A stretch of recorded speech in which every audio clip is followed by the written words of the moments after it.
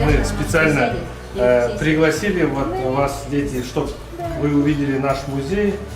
Этот музей мы создали, как бы история полиции Павлодарской области была, вот, чтобы вы знали, что в полиции кто работает, чем занимается полиция. Вот.